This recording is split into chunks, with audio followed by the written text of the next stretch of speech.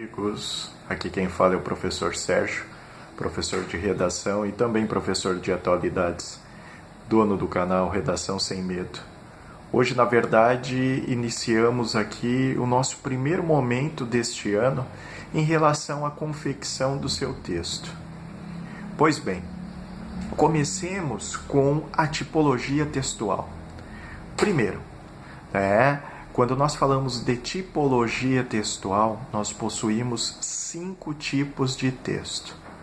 Primeiro, o texto narrativo, o texto descritivo, o texto dissertativo, o texto expositivo e o texto injuntivo. Então vamos à característica de cada um desses tipos textuais. Primeiro, a narração. A narração consiste em contar, seja esse fato verídico, seja esse fato ficcional. Depois, o texto descritivo é aquele que apresenta detalhes. O texto dissertativo é o texto em que eu exponho o meu posicionamento. O texto expositivo é aquele que tem a função de lhe passar informações. E, por fim, o texto injuntivo é aquele que consiste em nos apoiar, é aquele que consiste em nos dar subsídios. Então, em relação ao texto injuntivo, nós temos lá as receitas, nós temos bulas de remédio, e outros tantos que são importantes, assim como acontece em relação ao texto expositivo. O texto expositivo ele consiste, por exemplo, numa aula. A aula que tu acaba transmitindo informação, o texto contido, o livro didático em si, assim como as apostilas, também são considerados textos expositivos.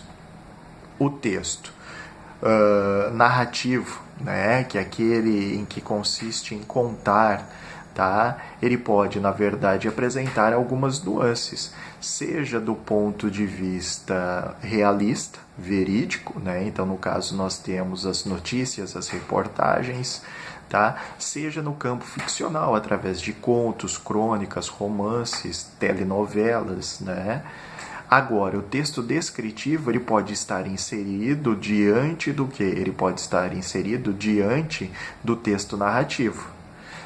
Então aí você vê características de ambientes, de personagens, eles aparecem ali. Porém, a descrição também acontece no campo técnico, ou seja, a descrição de uma peça, a descrição de componentes químicos e assim sucessivamente. Quero deixar claro para vocês que na confecção do texto dissertativo, que é aquele que nós vamos usar ao longo deste ano, o texto da sua redação, o tipo textual dissertativo ele consiste em opinar, mas opinar argumentando. Tá certo? Conto com vocês. Amanhã, mais um vídeo aqui.